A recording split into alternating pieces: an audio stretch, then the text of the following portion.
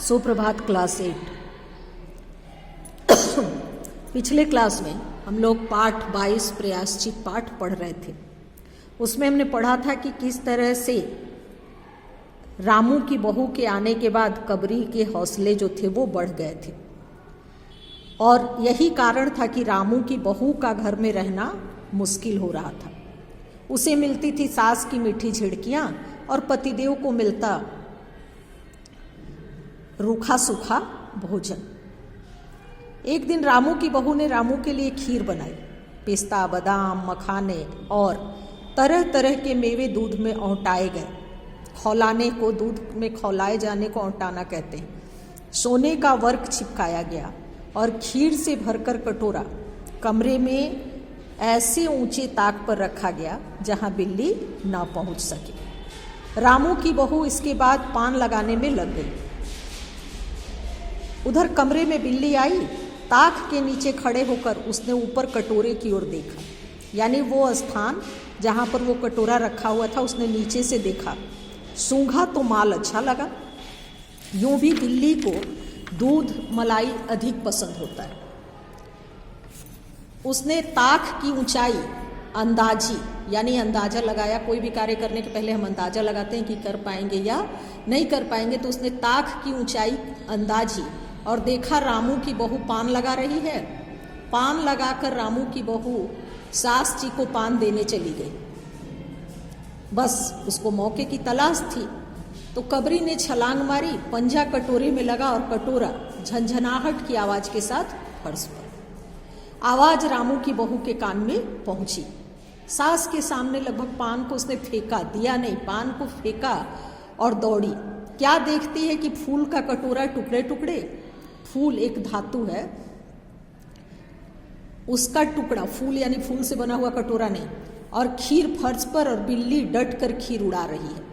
रामू की बहू को देखते ही कबरी चंपत, यानी वहां से भागी। रामू की बहू पर खून सवार हो गया।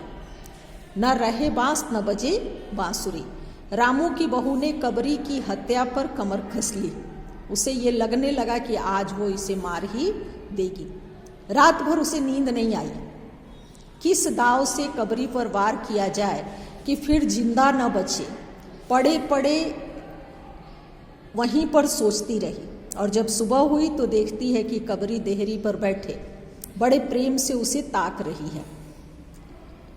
रामू की बहू ने कुछ सोचा, उसके बाद मुस्कुराती हुई उठी। कबरी रामू की बहू के उठते ही खिसक, क्योंकि उसको पता था वो उससे डरती थी। रामू की बहू एक कटोरा दूध दरवाजे की देहरी पर रखकर चली गई। उसे शिकार फंसाने की तरह उस समय व्यवहार करना था। उसने दरवाजे की देहरी पर एक कटोरा दूध रखा और चली गई। हाथ में पाटा लेकर लौटी तो देखती है कि कबरी दूध पर जुटी हुई है। पाटा, कपड़े धोने वाला पाटा, मौका हाथ में आ गया। सारा बल लगाकर पाटा उसने बिल्ली पर पटक दिया। कबरी बिल्ली न हिली, न डुली, न चीखी, न चिल्लाई, बस एकदम उलट गई। इतने जोर की मार को वो बर्दाश्त नहीं कर पाई और एकदम उलट गई। आवाज जो हुई, महरी यानी घर में काम करने वाली महरी जो थी, वो झाड़ू छोड़कर, मिश्रानी रसोई छोड़कर और सास पूजा छोड़कर घटना स्थल पर उपस्थित हो गई। अब रामू की बहू सिर पर झुकाए हुए अपराधिनी की भांति बातें सुन रही है। यानी सारे कहते हैं, और ऐसे भी हमारी संस्कृति में बिल्ली को मारने पर ऐसा माना जाता है कि दोष लगता है, तो वो सारी बातें सुन रही थी। महरी बोली, माँ जी, बिल्ली की हत्या और आदमी की हत्या बराबर है। हम तो रसोई न बनाएंगी जब तक हत्या बहू के सिर रहेगी। सास बोली, हाँ ठीक तो कहती हो। अब जब तक बहू के सिर से हत्या न उतर जाए तब तक कोई पानी पी सकता है, ना खाना खा सकता है। बहू यह क्या कर डाला। महरी ने कहा, फिर क्या हो, कहो तो पंडित जी को बुला लाऊं। सास की जान में जान आई। अरे हाँ, जल्दी दौड़कर पंडित जी को बुला लो। बिल्ली की हत्या की खबर बिजली की तरह पास पड़ोस में फैल गई। पड़ोस की औरतें, रामू की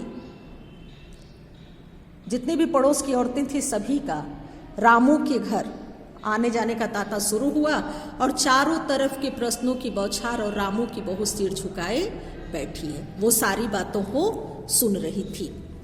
अब इस पाठ के आगे पाठ बाद में पढ़ाएंगे कि किस तरह से बिल्ली मारने पर।